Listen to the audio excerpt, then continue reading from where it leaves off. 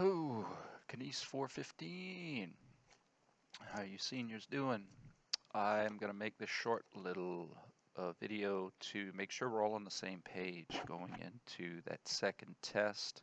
I have my computer up here, so that's why I keep referencing it. Just want to make sure that I don't misspeak, and if I do misspeak, call me out on it. I make mistakes. We all make mistakes.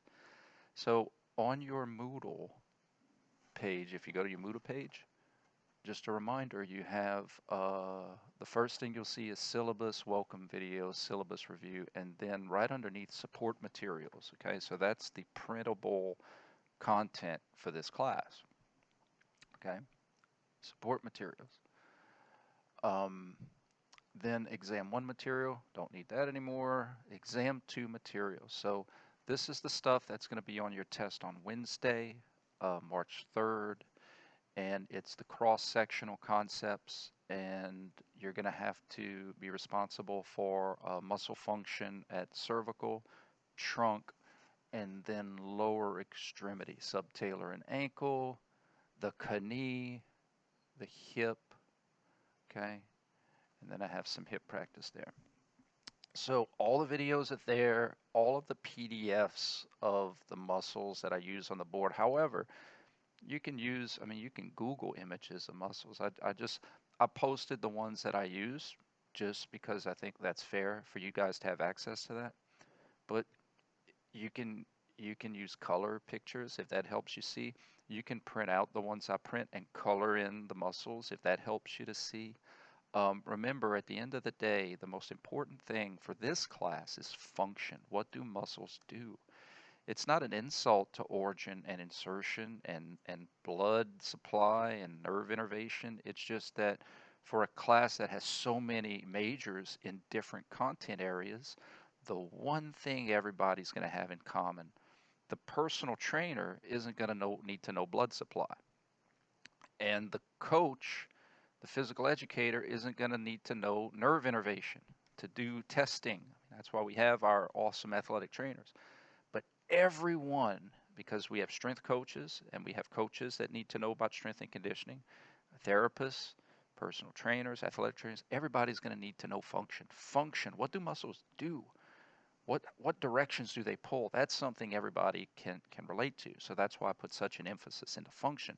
And then in other classes or graduate school, then you can learn the other things that you need to learn for your specific major, okay? Function, what does it do?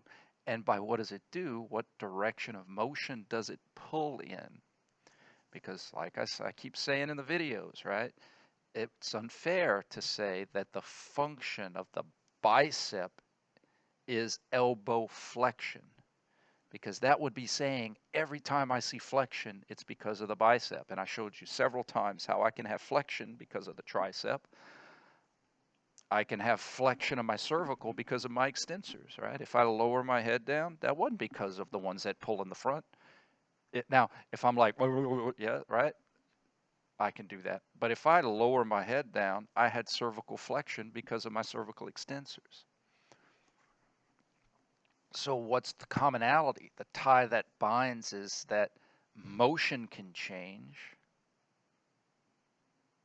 but the direction of pull doesn't. In other words, those cervical extensors pull in the direction of extension regardless of if they're concentrically making me come up, eccentrically letting me go down, or isometrically keeping my head fixed while I look at this screen. And in class, I see the plyometric sequence of those extensors sometimes when it's early in the morning, students. That's when you fall asleep a little bit and those muscles turn off, and then you catch yourself and they slow down the flexion and speed up the extension.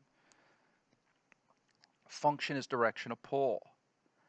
And then we use the 310 concepts to figure out the contraction or the work. In other words, their function is the direction of pull, but how they function, how they work is based on contraction, and contraction is linked to motion. It's not easy until you play it enough and then you're like, oh my gosh, this is super easy. But this is what's going to separate you guys from other students who just learn muscle with motion, that you're going to understand that, whoa, it's not that simple. The leg extension machine you flex just as many times as you extend. And the problem is that you say leg extension works my quads, and that pressure cooks us to think, well, anytime I see extension, it must be the quads. The quads are a leg extensor. The quads their function is extension until it's responsible for flexion through eccentric contraction. So again, I'm beating that dead horse, but that's how it's important to understand that what does a muscle do consistently is its direction of pull, not its motion. How do you explain isometric work? There's no motion. It's still doing a job. It's keeping you in a certain position. When you're standing upright, there's no motion at my neck, but my extensors are doing a job. So how would you explain that if not the direction of pull and not necessarily a motion? In that weird world, no muscle would be doing a job if there was no motion. Think about that for a second. That's crazy. They call me crazy. That's crazy. So even in isometric work, that muscle's doing a job by pulling my neck muscles, my extensor muscles, my erector spinae back there. Even though there's no motion, they're working. They're working, preventing the mass of my head from going forward. They're still doing a job, even though there's no motion, because they're pulling in the direction of extension above resting tone. They're contracting. All right. Comment in this video. I've never asked you to do this yet before, but I want to see who watches this. And so comment in this YouTube video. You could just say watched it, got it, good job, bad job, whatever. But just let me know that you watched this video, and I'll take note of that. Be well, guys. Let me know if you have any questions, okay? Just not the night of, not the morning of, not the night before, not the morning of. I'm an old man. I go to bed early. All right, but if you have any questions, remember 24-hour office hours, text me. If we're both available, we'll link up and we'll clarify any confusion, okay? Be well.